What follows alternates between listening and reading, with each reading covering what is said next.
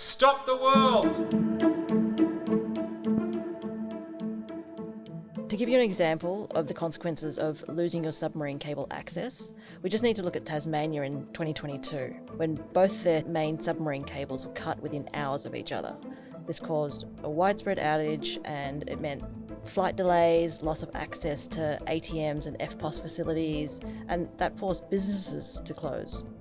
Welcome to Stop the World, the ASPI podcast on security and international affairs. I'm David Rowe. And I'm Olivia Nelson. Now, first of all, Liv, how did I not know that Tassie was completely cut off for a while in 2022? Well, you aren't alone there, Dave. I'm embarrassed to admit that I also missed that. Now, I'm choosing not to believe that we just weren't paying attention to our beloved southern state, but rather there was just a lot going on that year. But thankfully, to explain all of this issue with subsea cables, we've got a short treat for our listeners ahead of our regular Friday programming. Liv, you've spoken with two of our experts here at ASPI, Jocelinn, Kang and Jessie Jacob. That's right, Dave. I asked Joe and Jess to give us a crash course on the infrastructure we all take for granted, but about which most of us know very little. What are subsea cables? Why are they important? And what are their vulnerabilities? So, Liv, I've got to tell you, Joe actually explained to me the other day how the internet works, and it was bloody useful. Now, you've done the same for subsea cables today, which I'm very grateful for, and it's done quickly, which is just what our busy listeners need. So, with no further ado from us, let's dive into the conversation. We're hearing more and more about subsea cables, their strategic importance and vulnerabilities. So today, I'm pleased to be joined by ASPI's Jocelinn Kang and Jessie Jacob to provide a bit of an overview for our listeners. Joe, I might turn to you first. What are submarine cables and why are they important? Thanks, Liv. Submarine cables are the conduit that carries almost all the world's international data traffic. So if you're listening to this podcast and you don't live on the Australian mainland, I can almost guarantee that it travelled via a submarine cable to get to you. Now, they've always been a strategic asset because they've enabled communications to far-off lands. But today, they're even more critical because of how much we rely on the data that they transport for businesses, financial markets, military and civilian comms, and of course, things like Facebook and TikTok and Google search.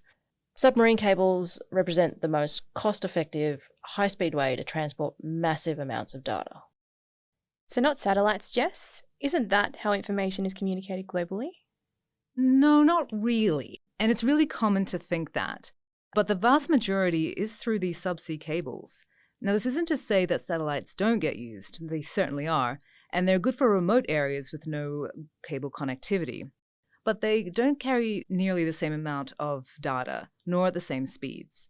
And they're certainly better than nothing, and they have been used as communication backups recently in places like the Ukraine and in Tonga when they lost their subsea cable connectivity. But they don't sort of kick in like a one-to-one backup, like a power generator would if the mains go out. So in that regard, it's better to focus on the resilience of subcables themselves rather than satellites. To give you an example of the consequences of losing your submarine cable access, we just need to look at Tasmania in 2022, when both their main submarine cables were cut within hours of each other. This caused a widespread outage and it meant flight delays, loss of access to ATMs and FPOS facilities, and that forced businesses to close. So Joe, what do these cables look like? Well, I was fascinated to discover that, believe it or not, when they're lying on the seabed deep in the ocean, they're only about the size of a garden hose. Other parts that are closer to shore, they're a bit thicker because they have more protective armour around them.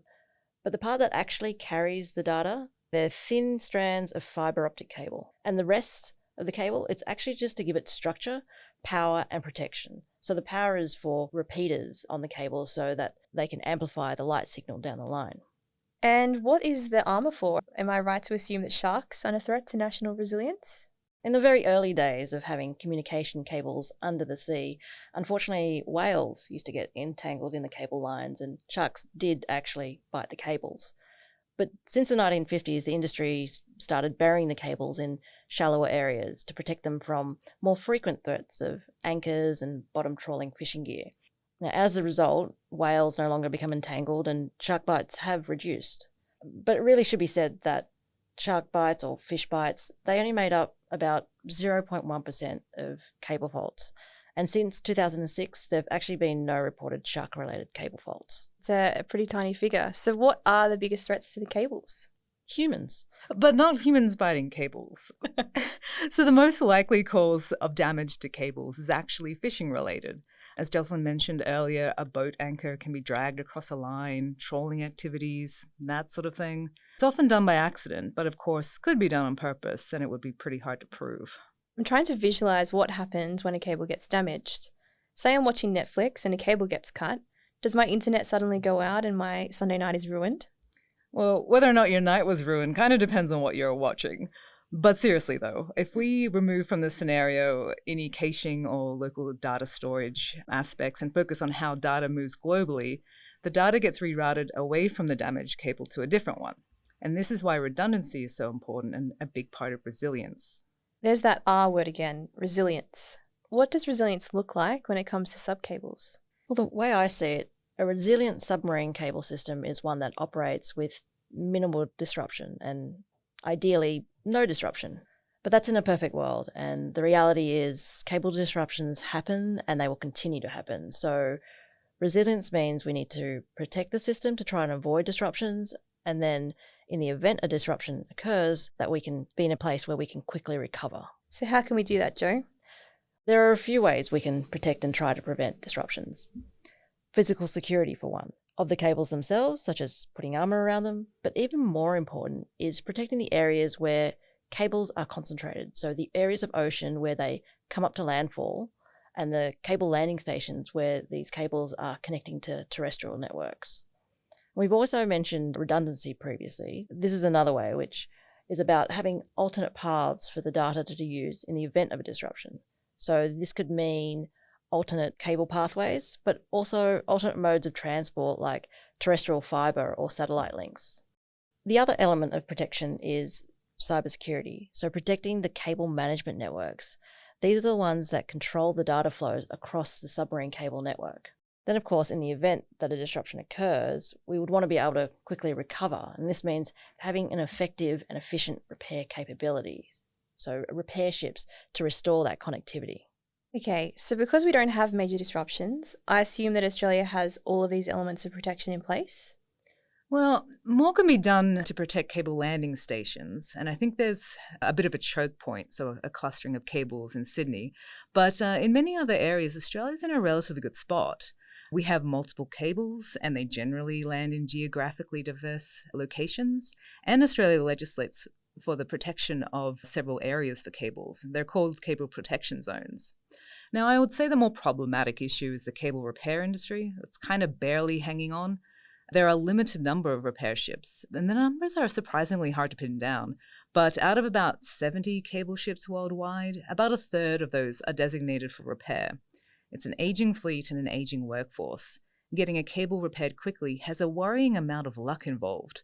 You want to have a repair ship nearby and be high on the repair priority list. And what about using the other ships you mentioned? They're busy and set up to lay new cables.